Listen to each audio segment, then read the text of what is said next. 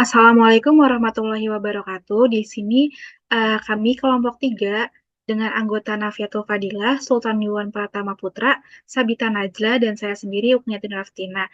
Kami akan mempresentasikan hasil analisis dengan judul Analisis Perbandingan Model Machine Learning Regresi dalam Memprediksi Harga Tiket Pesawat, di mana eh, tugas ini kami kerjakan untuk memenuhi final project dari program studi independen Accelerate Acceleration Program Data Science Basic.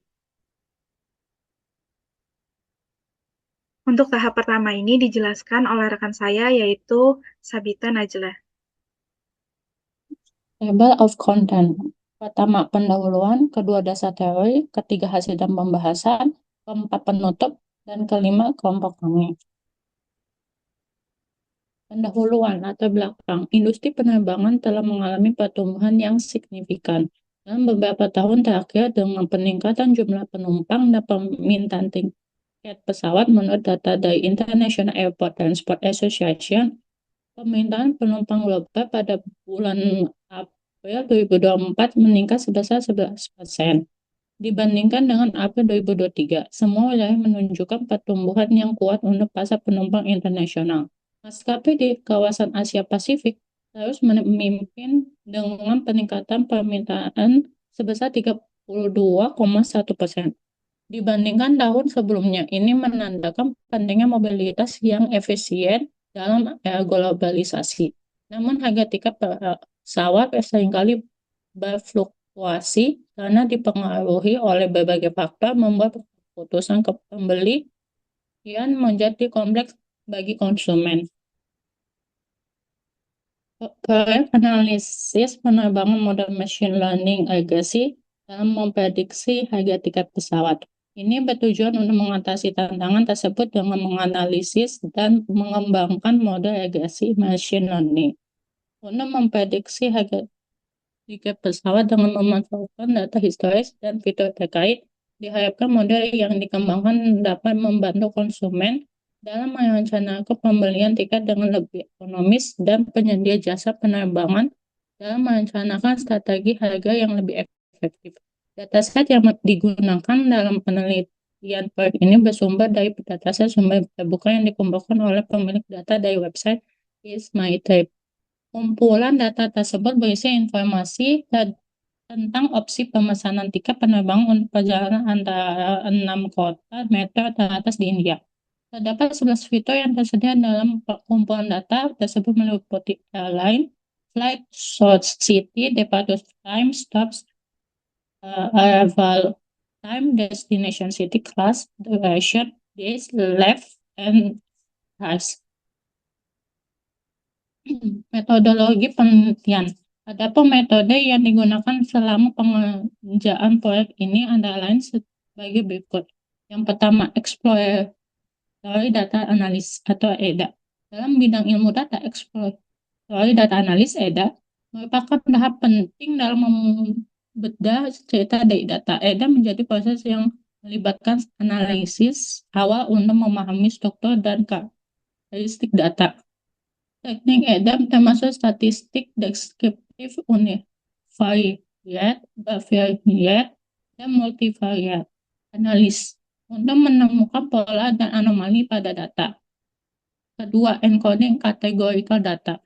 Machine learning tidak dapat mengolah data kategorikal, sehingga penting dilakukan proses manipulasi untuk mengubah data kategorikal menjadi data numerik. Proses inilah yang disebut encoding kategorikal data. Selain itu, encoding dapat membantu mengurangi dimensi data sehingga mempercepat waktu pemrosesan dan penyimpanan data. Ketiga, dropping in irrelevant column. Dropping irrelevant column merupakan proses penghapusan kolom yang tidak relevan dalam pemrosesan data untuk memastikan model hanya dilatih dengan fitur yang dikontribusi terhadap prediksi. Selain itu, proses ini bertujuan mengurangi kompleksitas model dan menjaga overfitting. Keempat, filter section menggunakan korelasi. Proses ini hampir sama dengan proses sebelumnya, namun dalam penghapusan fiturnya dilakukan teknik korelasi. Teknik korelasi ini digunakan untuk mengidentifikasi itu yang paling relevan dengan variabel target atau variabel prediksinya. Yang terakhir, standardization. Standardization dalam pengolahan data merupakan proses untuk menyamakan skala data sehingga mempermudah perbandingan antar variabel. Selanjutnya akan dibacakan oleh Sultan.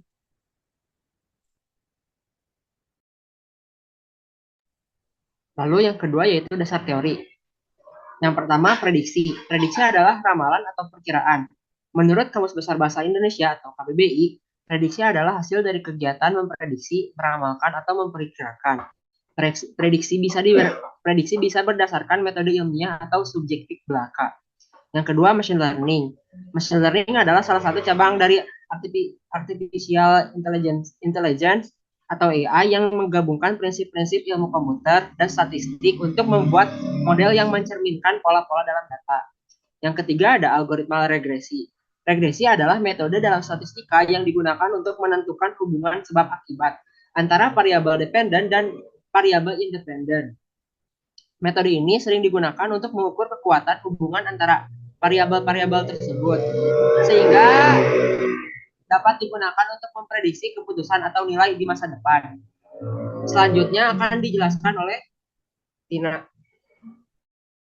Dasar teori yang selanjutnya yaitu yang keempat adalah linear regression, yaitu salah satu dari machine learning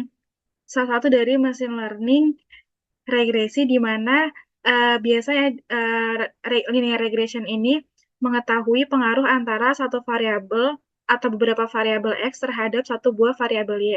Keunggulan dari linear regression ini biasanya dia lebih akurat dalam melakukan analisis korelasi. Nah, metode ini dapat digunakan untuk menilai kekuatan hubungan antara variabel dengan perkiraan masa depan. LR termasuk model regresi yang paling sederhana dibandingkan model regresi lainnya karena dia tidak membutuhkan banyak memori dan waktu dikarenakan hanya butuh persamaan linear regresinya saja. Namun, LR ini juga memiliki kekurangan yaitu dia sulit menentukan variabel independen dan dependen yang saling berkaitan. Nah, untuk random forest, dia merupakan metode pembelajaran statistik. Dia itu memanfaatkan teknik resampling bootstrap untuk menghasilkan beberapa sampel dari dataset asli. Setiap sampel tersebut kemudian digunakan untuk membangun sebuah pohon keputusan. Nah, prediksi dari pohon-pohon keputusan tersebut kemudian digabungkan dengan cara dirata-ratakan untuk menghasilkan prediksi akhir. Teknik ini meningkatkan variasi pohon keputusan dengan menggunakan sampel yang dipilih ulang dan secara acak mengubah kombinasi fitur-fitur dalam pembentukan setiap pohon. Random forest ini mudah beradaptasi dengan data yang tidak linear dan sangat cocok digunakan untuk dataset yang besar. Random forest dapat bekerja dengan baik walaupun jumlah variabel independen lebih besar dari jumlah data observasinya. Nah, dikarenakan random forest tidak menggunakan semua variabel prediktor yang dalam sekali jalan. Random forest ini memiliki beberapa kelemahan, yaitu membutuhkan komputasi yang tinggi, rentan terhadap overfitting, memiliki proses pembelajaran yang lambat, dan menghasilkan model dengan ukuran yang besar. Nah, selanjutnya itu ada decision tree. Decision tree ini bekerja dengan mengekstraksi fitur dari kumpulan data tertentu dan mengaturnya dalam struktur berbentuk pohon dengan simpul-simpul internal yang mewakili pemisahan dan daun sebagai terminalnya. Nah, pohon ini dibentuk melalui penerapan serangkaian aturan dasar dengan menggabungkan beberapa pohon. Dihasilkan satu set aturan yang dapat digunakan untuk prediksi di tahap selanjutnya. DTR ini memiliki kompleksitas yang sangat rendah, mudah dipahami, dan tidak memerlukan pengetahuan khusus terkait statistik untuk interpretasinya. Nah, dia juga berguna dalam tahap eksplorasi data karena dapat dengan cepat membuat atau mengidentifikasi fitur-fitur baru, kebutuhan akan pembersihan data yang relatif lebih sedikit karena DTR ini tidak terlalu terpengaruh oleh nilai yang hilang atau data yang tidak lengkap, serta fleksibel dalam menangani data numerik maupun kategori. Nah, dia juga menggunakan metode non-parametrik di mana tidak membuat asumsi mengenai distribusi data. Namun, DTR juga memiliki beberapa kekurangan, yaitu dia rentan terhadap overfitting, di mana model bisa terlalu sesuai dengan data pelatihan, tapi tidak bekerja dengan baik pada data baru, sehingga dia tuh kurang efektif untuk menangani variabel yang bersifat kontinu gitu. Selanjutnya akan dijelaskan oleh rekan saya yaitu Dila. Baik, untuk selanjutnya, kita punya XGBoost Regression. Jadi, XGB ini merupakan algoritma pembelajaran mesin untuk tree boosting yang efektif dan dapat digunakan secara luas. XGBoost juga memiliki komponen regularisasi, yakni L1 lasso dan L2 ridge yang dapat mengontrol kompleksitas model, sehingga mampu mencegah model terlalu sensitif terhadap data latih, atau bisa kita sebut overfitting. Kemudian, kedelapan kita punya label encoder. Jadi label encoder ini adalah tools yang sering digunakan untuk mengonversi data kategorikal menjadi numerik karena tidak akan menambah jumlah dimensi datasetnya. Nah, untuk pelabelannya sendiri ini menggunakan angka 0 hingga banyak kelas dikurangi 1. Selanjutnya ada robust scaler. Jadi, robust scaler ini merupakan alat untuk menskalakan fitur melalui statistik yang tahan terhadap outlier atau pencilan data. Scaler ini menghapus median, kemudian menskalakan data sesuai interquartile range atau jangkauan interquartilnya. Metode ini juga sesuai diterapkan pada data yang tidak terdistribusi normal atau memiliki kemiringan, skewness. Baik, untuk pembahasan selanjutnya akan dijelaskan oleh rekan saya, Tina. Silakan. Untuk tahapan selanjutnya yaitu pengolahan data, di mana tahap pertama itu adalah import library dan load data, di mana library yang akan digunakan pada analisis kali ini, terutama untuk tahap cleaning data sampai tahap visualisasi data, library-nya itu ada Pandas, NumPy, Matplotlib, Plotly, dan Seaborn. Nah, untuk Pandas ini digunakan untuk memanipulasi data, NumPy ini untuk perhitungan numerik, dan Matplotlib atau Plotly serta Seaborn untuk visualisasi data. Nah, dapat dilihat pada gambar yang kedua yang di bawah itu, kita menyambungkan Google Colab kita dengan Drive, di mana kita akan mengambil dataset yang kita simpan dalam Drive. Kita membuat variabel path untuk menyimpan directory dari dataset yang kita gunakan. Lalu kita menggunakan dash shape untuk melihat berapa jumlah data dan kolom yang ada pada dataset yang kita gunakan. Selanjutnya kita menggunakan df head untuk menampilkan data 5 data teratas dari dataset kita. Nah, untuk proses pengolahan data ini kita menggunakan tools Google Colab dan Python sebagai bahasa pemrogramannya. Yang selanjutnya itu ada cleaning data, di mana yang pertama itu kita melakukan def info, yaitu sintaks yang kita gunakan untuk melihat lebih lagi informasi apa aja yang informasi dasar dari dataset yang kita punya. Yang pertama kita tuh punya 300.153 baris data dengan total 12 kolom. Nah, dapat dilihat bahwa ternyata data tersebut tidak memiliki data yang kosong gitu. Terdapat 4 data numerik dan sisanya adalah data kategorikal. Nah, selanjutnya itu kita melakukan DF describe, yaitu cara untuk melihat deskriptif statistik untuk memberikan ringkasan statistik deskriptif dari setiap kolom numerik dan kolom kategorikal yang kita miliki, seperti melihat minimal maksimalnya atau mungkin mediannya dan rata-ratanya. Selanjutnya, kita melakukan cleaning data dengan mengecek kembali menggunakan sintak df is null sum, di mana kita akan menampilkan kolom dan jumlah data yang kosongnya gitu. Namun, karena kita menggunakan data yang sudah bersih, jadi tidak terdapat data yang kosong. Nah, tadi kan sebelumnya kita ngebahas ada statistik deskriptif ya. Kalau misalnya ternyata setelah kita melakukan df is null ini ada data yang ada kolom yang datanya itu ada yang kosong gitu. Nah, kita bisa mengisinya dari hasil statistik deskriptif tadi gitu. Kita melihat dari meannya gitu. Jadi kita bisa mengisi dari mean atau mungkin dari mediannya gitu. Nah, karena kita nggak kosong, jadi kita bisa langsung ke tahap berikutnya. Selanjutnya itu kita melakukan exploratory data analysis atau EDA. Yang pertama kita melakukan univariate. Nah, di sini pada gambar yang pertama itu subplot pertama ya, itu kita menghitung frekuensi kemunculan dari masing-masing setiap maskapainya dan menampilkannya dalam bentuk grafik pie atau pie chart. Nah, pada plot keduanya itu kita membuat grafik box plot untuk memvisualisasikan distribusi harga tiket per maskapai. Nah, untuk membantu mengidentifikasi rentang harga, median, dan potensi outlier, serta memperlihatkan variasi harga di antara maskapainya. Yang selanjutnya itu ada bivariate, yaitu kita menampilkan scatter plot untuk menunjukkan bagaimana harga tiket ini bervariasi dengan perubahan durasi penerbangan untuk membantu mengidentifikasi pola atau tren yang ada.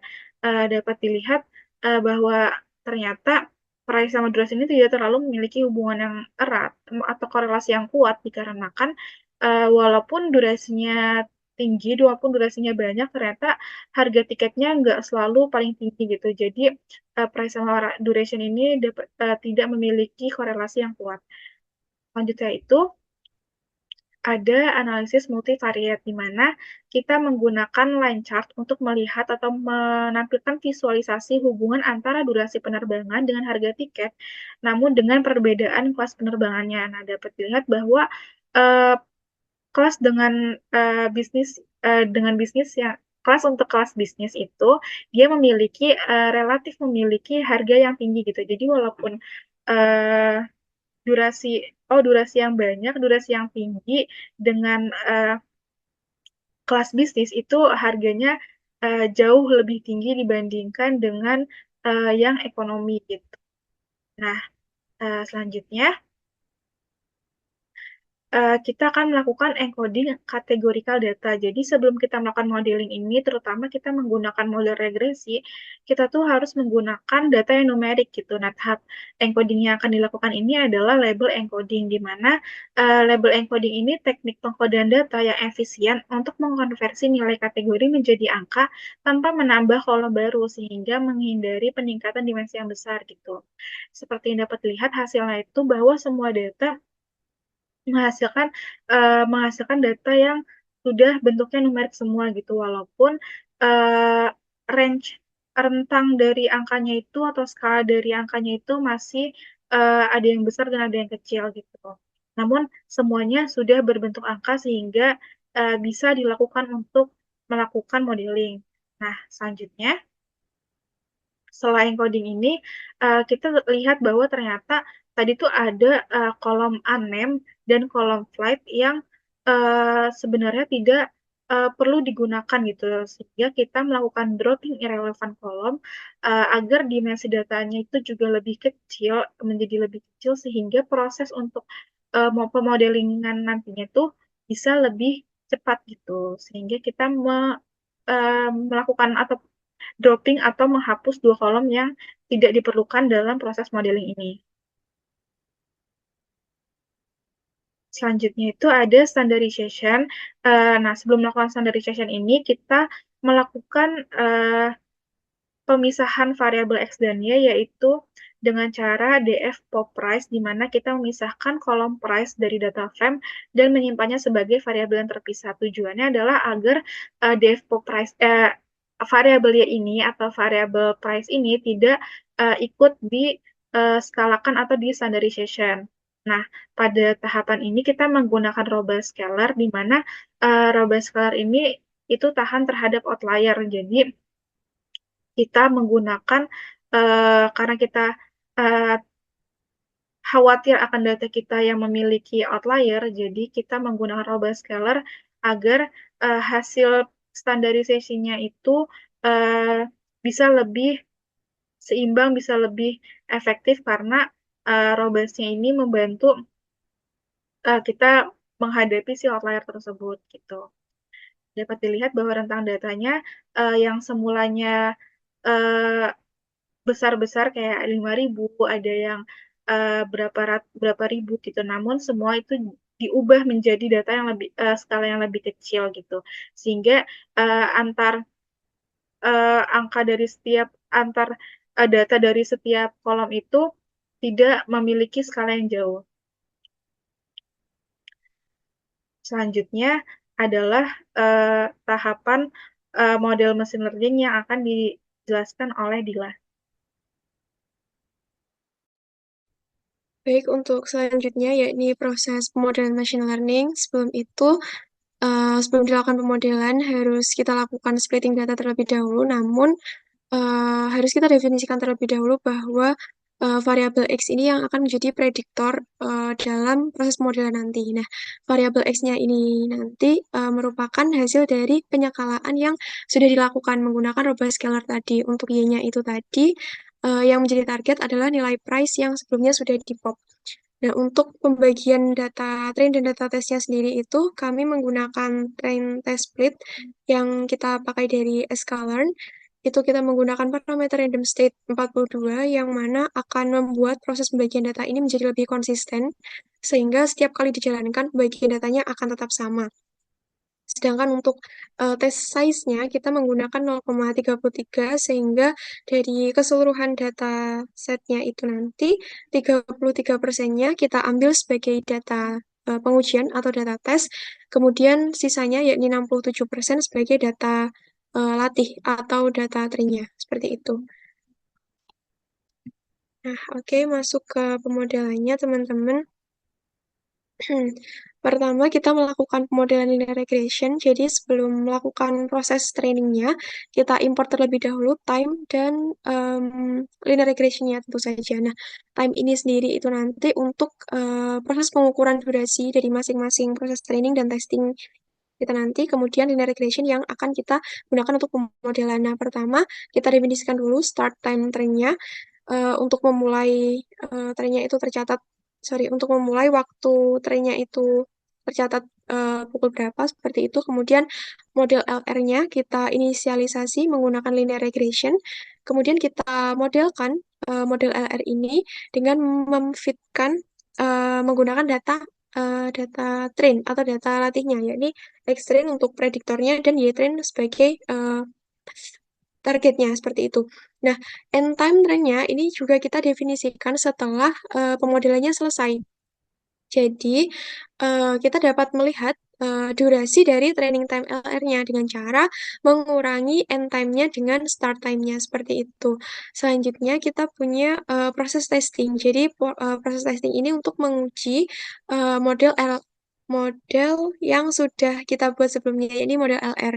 Untuk pertama, kita definisikan terlebih dahulu time-nya seperti di awal, kemudian kita predik menggunakan model LR ke data testnya, yakni X-test, kemudian hasil prediksinya itu kita simpan ke YPRED LR, kita menggunakan flatten untuk memformat ke dalam satu dimensi, karena sebelumnya ini berbentuk array, teman-teman, jadi harus kita format ke satu dimensi untuk mempermudah proses visualisasi nanti. Kemudian end time-nya kita set juga. Untuk testing time LR ini sama seperti training time LR, jadi dia akan menghitung durasi daripada proses testingnya. Nah, setelah itu kita juga punya evaluasi kinerja model, kita pakai R-square, kemudian MAE, RMSE, dan MSE yang sebelumnya itu kita ambil dari sklearn. Nah, untuk R-square-nya ini merupakan dia akan menghitung akurasi pemodelan kita, kemudian MAE, RMSE, dan MSE ini akan mengukur kinerja error atau kesalahan dari model. Nah, untuk RMSE ini sendiri, dia itu merupakan turunan dari MSE, sehingga root atau akar dari nilai MSE ini kita mendefinisikan square-nya sebagai false. Artinya nanti nilai MSE-nya ini tidak dipangkatkan seperti itu. Nah, untuk MSE-nya, karena dia itu dipangkatkan, nah itu sudah menjadi default. Jadi square-nya ini adalah true, gitu teman-teman. Untuk yang terakhir adalah proses visualisasinya.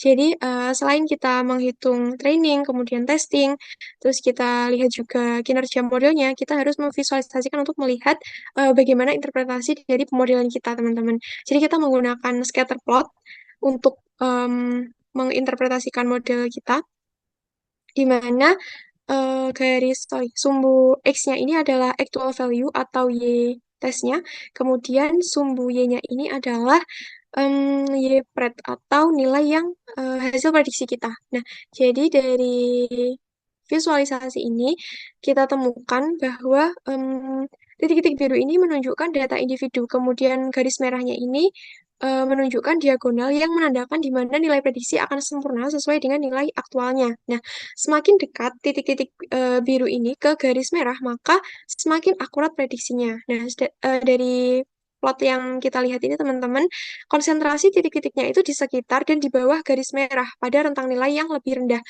Ini menunjukkan bahwa model cukup akurat untuk nilai-nilai yang rendah. Namun, pada nilai-nilai yang lebih tinggi terdapat penyebaran yang lebih luas, teman-teman. Dengan beberapa prediksi ini ada yang melebihi dan juga di bawah nilai aktualnya. Yang kedua, kita menggunakan pemodelan random forest.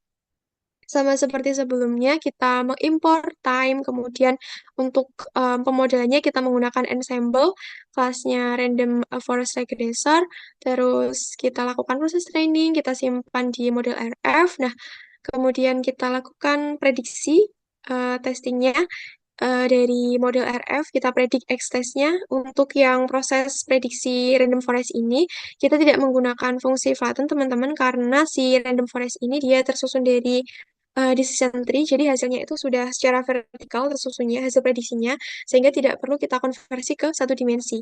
Seperti itu. Untuk selanjutnya, sama seperti sebelumnya juga, kita mengukur evaluasi kinerja model, kemudian kita visualisasikan. Nah, untuk hasil interaktif visualisasinya ini teman-teman, ternyata si random forest itu terlihat bahwa dia itu memprediksi dengan akurat. Kenapa? Karena titik-titik birunya ini dia terkonsentrasi atau terpusat mendekati si garis merah atau diagonal merah ini.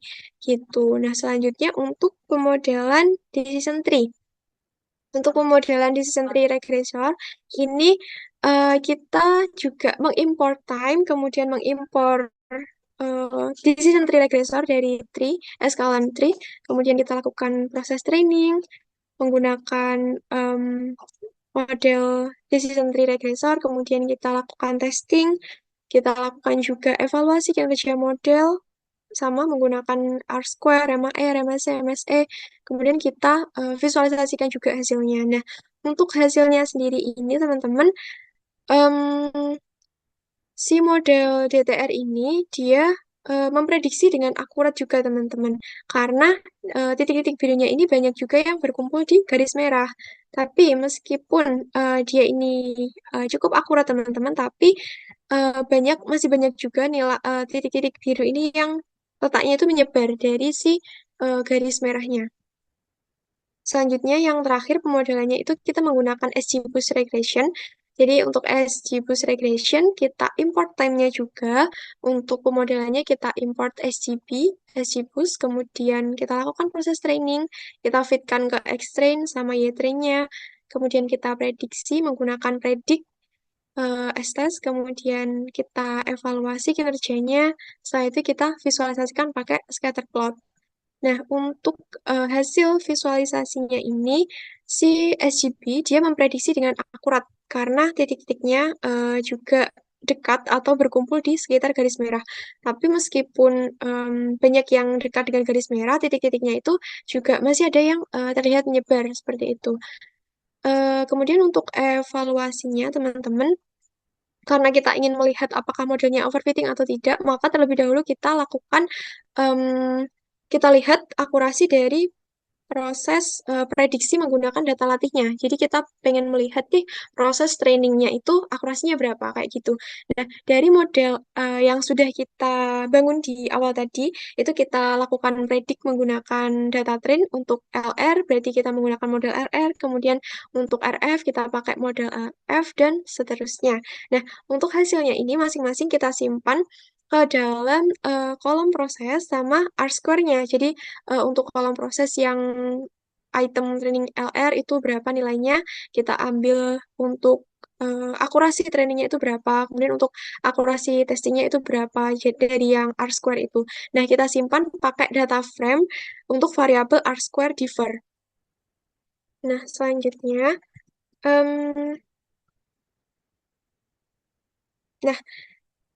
sebelum kita memvalidasi apakah model kita overfitting atau tidak, teman-teman, kita samakan pengetahuan kita atau persepsi kita, sudut pandang kita tentang overfitting. Jadi overfitting itu adalah kondisi ketika model pembelajaran mesin yang kita buat itu terlalu mempelajari detail dari data pelatihan, termasuk noise atau gangguan dan juga outlier atau pencilan data, sehingga performanya ini menjadi tidak bagus ketika memprediksi menggunakan data atau input baru. Nah, apabila hasil akurasi dari testing memiliki selisih mencapai 15% dari akurasi proses training, maka model dapat dikatakan overfitting.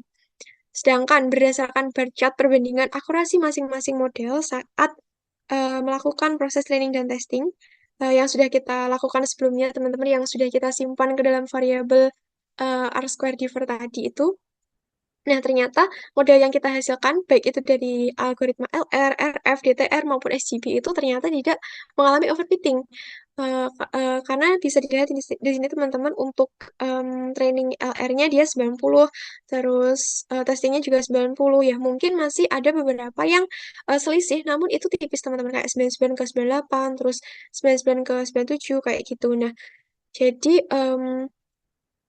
untuk kasus ini kita itu tidak melakukan optimasi model untuk memperoleh akurasi yang lebih baik, teman-teman, karena eh, data kita juga, model kita enggak overfitting. Kemudian kita juga menemukan temuan baru nih, teman-teman, dari proses yang sudah kita lakukan sebelumnya. Jadi durasi waktu yang sudah kita simpan sebelumnya tadi itu ternyata kita lihat dari situ, si model random forest ini dia yang paling lama, baik itu untuk testing dan juga trainingnya, teman-teman, untuk durasi prosesnya.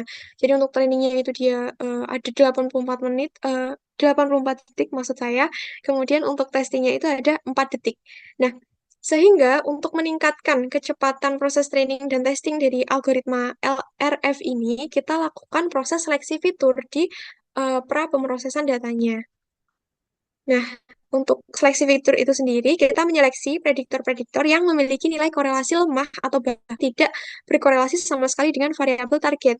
Kita hitung dulu korelasinya menggunakan correlation function core ini dari data frame kita, kemudian hasilnya itu kita visualisasikan menggunakan heatmap dari Seaborn. Jadi hasilnya kayak gini, teman-teman. Nah, berdasarkan heatmap ini, kita peroleh bahwa fitur align, stops, class, sama duration ini dia punya korelasi dengan si price. Jadi kita lakukan proses pemodelan ulang seperti itu. Nah, sebelum kita melakukan visualisasi datanya, teman-teman, kita pindah dulu ke proses konversi ke CSV, data ke CSV. Jadi untuk yang setelah ini tadi, perbedaan dari masing-masing training dan testing masing-masing algoritma untuk akurasinya, kita juga menyimpan nih akurasi dari testing saja.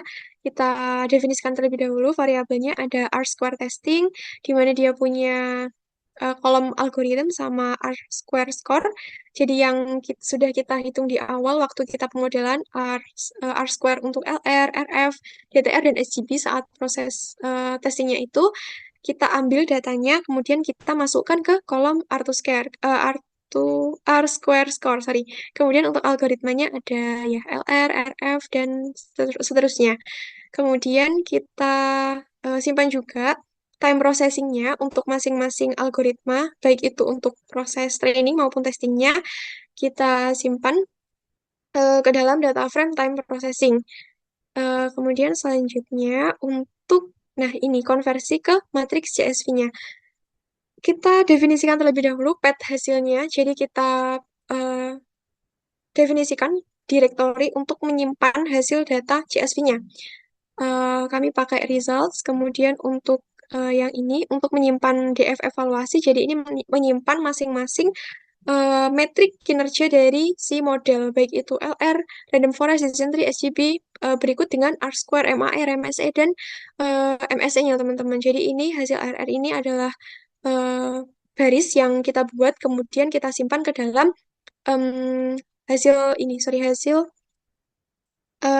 DF evaluasi sebagai kolom tabelnya nanti seperti itu. Kemudian kita konversi menggunakan function to CSV, path hasilnya apa, kemudian nama filenya hasil evaluasi model. Untuk si indeksnya kita set false supaya nanti indeksnya itu tidak ada di hasil konversinya seperti itu. Untuk time processing juga sama, kita konversi ke CSV, ada path hasil, kemudian nama filenya apa, indeksnya kita setting false, kemudian untuk hasil prediksinya, ini adalah hasil prediksi dari semua model yang sudah kita proses testing tadi, teman-teman.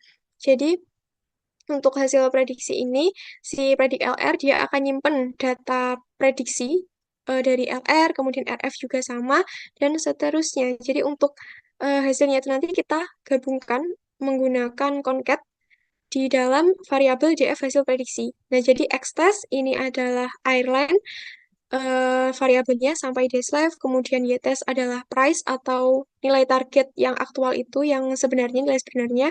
Kemudian hasil prediksi ini masing-masing adalah kolom yang sudah kita buat dari hasil prediksi, teman-teman. Ada RF, DTR, dan SGB. Kemudian, nah, karena hasil prediksinya itu tidak menggunakan semua eh, data testnya, jadi ada yang none seperti itu. Nah, untuk menghilangkan none ini kita menggunakan function drop. Nah, jadi untuk menggunakan drop nah ini hasilnya si none ini akan hilang, teman-teman. Nah, jika sudah kita lakukan penghapusan data yang none itu tadi, kita konversi ke CSV juga untuk hasil prediksinya dengan nama hasil prediksi final CSV. Kemudian untuk R square differ ini yang sudah kita eh, simpan di awal itu tadi dari variabel R square differ untuk membedakan apakah modelnya ini overfitting atau tidak dari training dan testingnya, itu juga kita konversi ke CSV. Nah, data-data ini tadi semua yang sudah kita konversi ke CSV yang tersimpan ke dalam directory result ini nanti yang kita visualisasikan. Nah, untuk visualisasinya akan disampaikan oleh rekan saya Sultan. Silakan. Lalu pembahasan selanjutnya mengenai visualisasi data. Nah, di sini saya menggunakan Tableau.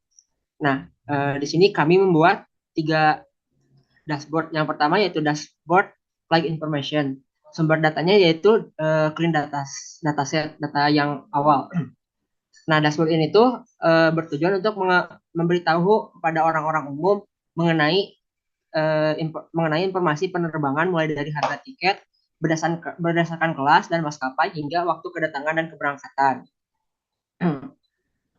Next. Nah, pada dashboard ini terdapat beberapa chart. Yang pertama yaitu airlines. Nah, chart airline ini tuh untuk memberitahukan jumlah maskapainya. Di sini jumlah maskapainya yaitu ada 6. Lalu destination cities yaitu untuk memberitahukan mengenai jumlah kota tujuannya. Lalu source cities yaitu untuk memberitahukan mengenai jumlah kota asalnya. Lalu chart selanjutnya yaitu tiket price range by airline. Nah, tiket price range by airline ini tuh untuk memberitahukan mengenai harga tiket berdasarkan maskapainya. Di sini harga yang paling mahal yaitu dari maskapai Vistara. Lalu yang paling murah yaitu AirAsia, GoFirst, dan Indigo. Lalu chart selanjutnya yaitu tiket price range by class. Nah, chart ini itu bertujuan untuk memberitahu harga tiket berdasarkan kelasnya. Nah, di sini kelas ekonomi memiliki harga yang lebih murah dan kelas bisnis memiliki harga yang lebih mahal. Lalu selanjutnya ada chart arrival time by airlines. Nah, chart ini tuh bertujuan untuk memberitahukan mengenai waktu kedatangan maskapai, jumlah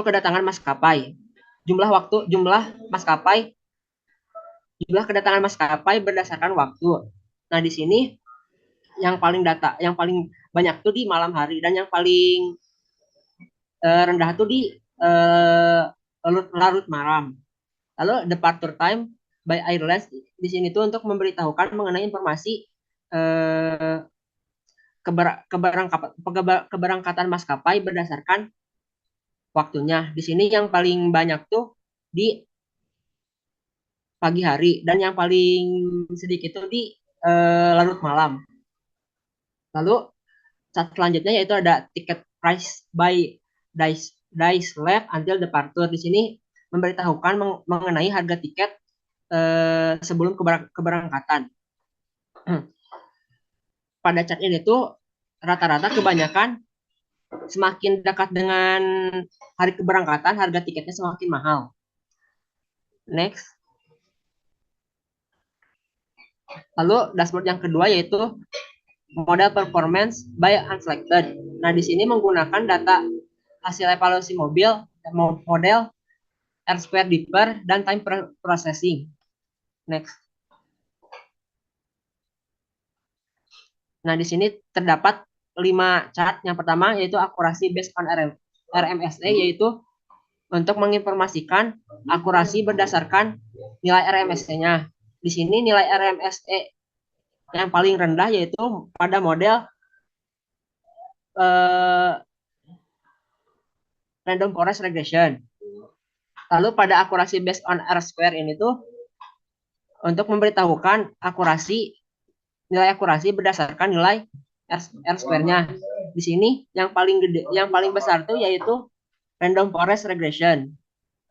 Lalu chart yang ketiga yaitu comparison of training and testing accuracy. Di sini tuh untuk di sini tuh untuk memberitahukan bahwa model-model tersebut saat diuji tidak mengalami overrepeating. Nah, cara mengeceknya tuh yaitu dengan cara mengetahui selisih antara testing dan training. Terus perbedaannya tuh tidak lebih dari 15%. Nah, cara mengetahui selisihnya itu yaitu dengan rumus akurasi training dikurangi akurasi testing dibagi akurasi training dikali 100. Di sini semua modelnya tidak mengalami overfitting karena perbedaannya tidak lebih dari 15%. Lalu yang chart yang keempat dan kelima yaitu mengenai duration rate of training dan duration rate of testing. Di sini untuk mengetahui lamanya saat melakukan training dan testing. Nah, di sini yang paling cepat tuh yaitu model regression linear. Next.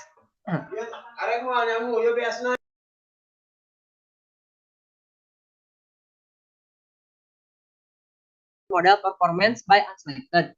Nah, sumber datanya itu yaitu dari hasil evaluasi model select features. Yang kedua ada R-square deeper select features dan time processing select features. Next.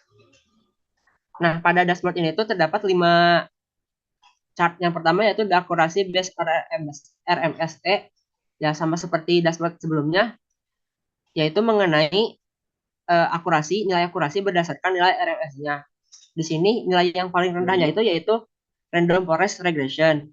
Dan pada dashboard dan pada chart akurasi based on R-square yaitu untuk memberitahukan mengenai nilai akurasi berdasarkan R-square. Di sini yang paling besar yaitu random forest regression. Lalu pada chart selanjutnya yaitu comparison of training and testing akurasi. Nah, di sini itu untuk mengetahui bahwa si model-model tersebut itu tidak mengalami overfitting. Nah, caranya sama seperti yang tadi, perbedaan antara testing dan trainingnya itu tidak melebihi 15% dan cara mengetahui selisihnya itu dengan cara training dikurangi testing dibagi akurasi training dikali 100. Nah, semua modelnya juga sama tidak mengalami overfitting karena perbedaannya tidak melebihi 15% atau kurang dari 15%. Yaitu selanjutnya chart the duration of training dan chart the duration of testing. Di sini itu untuk mengetahui lamanya proses training dan testing. Dan di sini yang paling cepat prosesnya itu pada model algoritma regresi linear. Selanjutnya akan dijelaskan oleh Dila. Baik, untuk selanjutnya, berdasarkan proses yang sudah kita lalui tadi, teman-teman, dari pemodelan, yakni pemilihan fitur prediktor melalui perhitungan korelasinya itu, ditemukan bahwa model RF ini mengalami peningkatan kecepatan hingga 6,5 kali lipat dalam proses pelatihannya dan 4 kali lipat dalam proses pengujiannya dibandingkan dengan tidak menggunakan proses seleksi fitur. Nah, berkurangnya data yang diproses akibat pengeliminasian fitur-fitur tersebut yang dianggap tidak berkorelasi ini dengan target menjadi penyebab kecepatan dari proses training dan testing ini menjadi meningkat.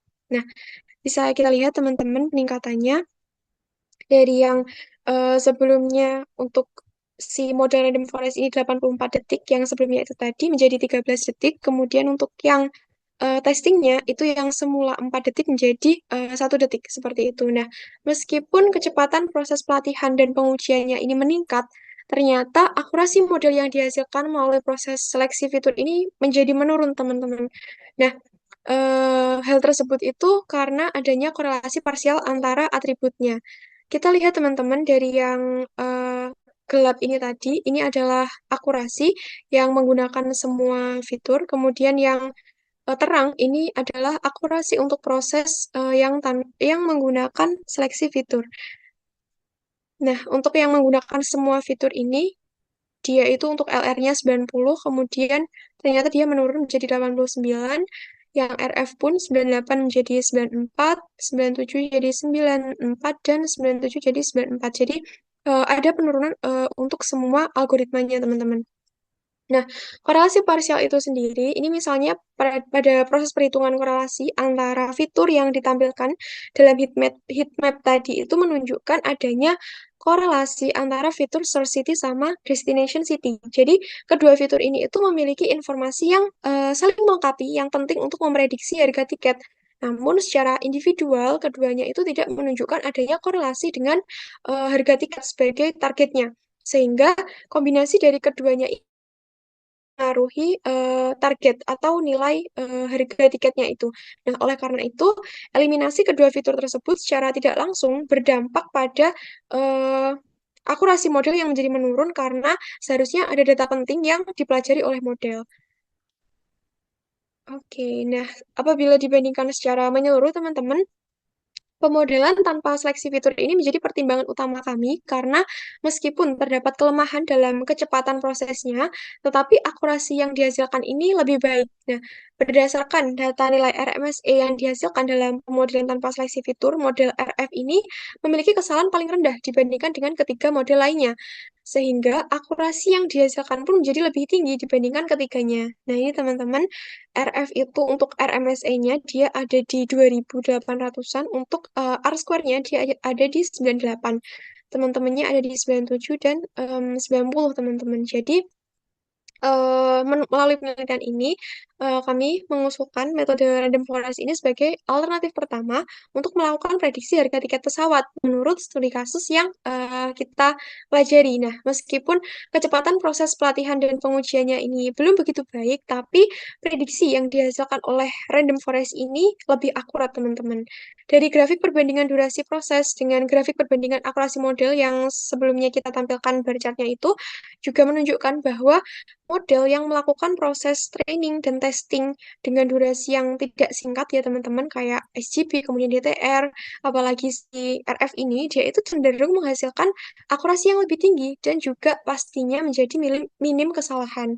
Nah, kenapa sih RF ini memiliki akurasi paling tinggi? Jadi RF ini teman-teman memiliki akurasi paling tinggi karena pertama, si RF ini dia menggunakan atau menerapkan pembelajaran ensemble yang menggabungkan prediksi dari banyak pohon keputusan. Nah, setiap pohon keputusan dalam RF ini dilatih pada subset data yang dipilih secara acak sehingga dapat menambah diversifikasi dan kekuatan model. Selain itu, teman-teman, penggabungan banyak pohon keputusan ini juga membantu mereduksi varians tanpa meningkatkan bias secara signifikan, yang mana berdampak pada kesalahan dari prediksi model itu menjadi lebih rendah seperti itu. Nah, kemudian kenapa sih proses dari pemodelan RF ini lama? Jadi proses pemodelan RF ini lama karena banyaknya pohon keputusan atau decision tree itu tadi menjadikan model yang dibangun itu juga jadi lebih kompleks sehingga butuh waktu dan sumber daya komputasi yang jauh lebih banyak juga. Nah, selain itu teman-teman, berdasarkan analisis yang sudah kita buat di awal tadi untuk multivariatnya itu diketahui bahwa fitur kelas penerbangan ini menjadi komponen yang paling berpengaruh terhadap harga tiket pesawat yang kita prediksikan. Jadi, kenapa kok bisa gitu? Karena meskipun durasi penerbangan yang terlihat meningkat, ini teman-teman, dia itu terlihat meningkat selama penerbangan yang lebih lama, tapi peningkatannya itu tidak konsisten. Berbeda dengan kelas penerbangan yang harganya ini tetap tinggi meskipun penerbangannya tidak lama. Jadi kayak yang di durasi 10 jam ini teman-teman. Untuk yang perbedaan ekonomi sama bisnis ini juga terlihat kalau si bisnis ini emang harganya itu lebih tinggi dibanding yang ekonomi. Jadi dia itu kelihatan konsisten untuk memberikan pengaruh terhadap harga dari si eh, tiket pesawat itu. Nah, selanjutnya untuk kesimpulan akan disampaikan oleh teman saya, Tina.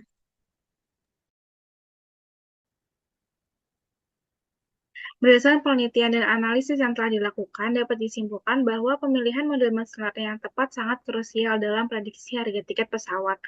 Model random forest ternyata terbukti menjadi yang paling efektif dan dalam menghasilkan prediksi yang akurat dengan nilai R-square tertinggi dan nilai RMSE terendah dibandingkan dengan model lainnya yang kita gunakan seperti linear regression, decision tree, dan XGBoost. Meskipun model ini membutuhkan waktu lebih lama dalam proses pelatihan dan pengujian, hasil menunjukkan bahwa random forest mampu memanfaatkan lebih banyak informasi dari seluruh fitur yang tersedia, sehingga dapat memberikan prediksi yang lebih baik. Nah, penerapan seleksi fitur ternyata memiliki dampak yang signifikan terhadap performa model. Jadi, walaupun seleksi fitur ini proses pelatihan dan pengujian uh, dengan lebih cepat, namun penghapusan fiturnya itu sebenarnya uh, mengurangi akurasi model gitu. Dapat dilihat bahwa Random Forest mengalami penurunan akurasi setelah penerapan seleksi fitur. Oleh karena itu, penting untuk memilih fitur dengan hati-hati agar tetap mempertahankan akurasi tinggi. Selain itu, fitur kelas penerbangan ditemukan sebagai faktor yang paling berpengaruh terhadap harga tiket pesawat sehingga menunjukkan hubungan korelasi yang kuat. Nah, secara keseluruhan, pemilihan algoritma yang tepat dan evaluasi terus-menerus terhadap model yang digunakan sangat penting untuk memastikan akurasi model. Algoritma ensemble seperti Random Forest ini meskipun memerlukan lebih banyak waktu dalam pelatihan, namun dapat memberikan akurasi yang lebih tinggi dan kestabilan prediksi. Dengan demikian, penelitian ini menyarankan penggunaan model Random Forest sebagai alternatif utama dalam prediksi harga tiket pesawat, mengingat performanya yang lebih baik dibandingkan dengan model-model lainnya. Untuk saran akan disampaikan oleh rekan saya, yaitu Sultan.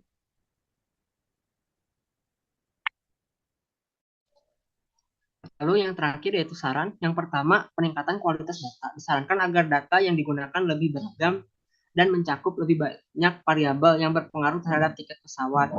Penelitian selanjutnya dapat mempertimbangkan faktor-faktor seperti cuaca, kondisi ekonomi, dan event khusus yang dapat mempengaruhi permintaan tiket pesawat. Yang kedua, penggunaan algoritma lain. Disarankan untuk mengeksplorasi algoritma machine learning lainnya seperti neural networks atau support vector machine. Algoritma ini mungkin dapat memberikan hasil yang lebih baik atau menawarkan perspektif yang berbeda dalam memprediksi harga tiket pesawat. Yang ketiga yaitu optimalisasi model. Proses tuning hyperparameter sangat penting untuk mendapatkan performa model terbaik dari setiap model machine learning. Disarankan untuk melakukan eksperimen lebih lanjut dengan teknik-teknik seperti grid search atau random search untuk menemukan kombinasi hyperparameter yang optimal.